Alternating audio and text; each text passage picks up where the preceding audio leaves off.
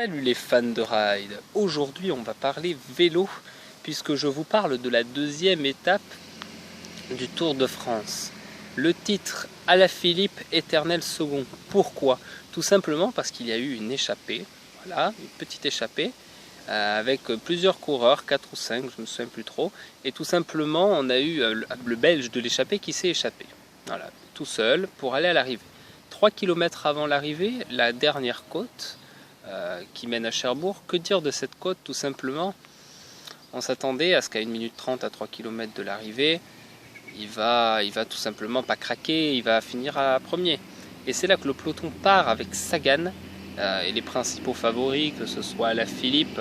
Pourquoi je vous parle d'Alaphilippe? Peut-être vous ne le connaissez pas, il a quand même fait deuxième de 2 classiques au mois d'avril, donc 2 fois deuxième, c'était déjà pas mal, il a failli finir premier.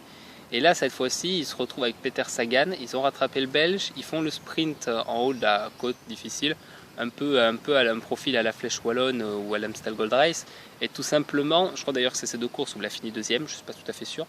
Et donc là, tout simplement, il lance le sprint avant Sagan. Sagan nous a dit après la course qu'il ne savait pas qu'il était premier. Il pensait jouer pour la 3e place. Donc Alaphilippe aurait dû attendre derrière et il a attaqué son sprint beaucoup trop tôt. Sagan s'est calé sur lui et il a devancé devant la ligne d'arrivée. Et donc Alaphilippe finit deuxième. Sagan prend le maillot jaune. Cavendish a toujours le maillot vert puisque Sagan a le jaune. Donc il portera le maillot vert demain. Au niveau des autres maillots, à noter le maillot blanc donc, de Alaphilippe qui prend la 2e place au classement général. Et Warren Barguil, un des favoris, qui est 4e à 14 secondes de Sagan. Autre stat importante, à noter que Nibali, Thibaut Pinot ont perdu 11 secondes sur les principaux favoris que sont Froome, Quintana ou nos Français Bardet et Barguil. Et Alaphilippe aussi à noter, on verra ce qu'il va faire en haute montagne.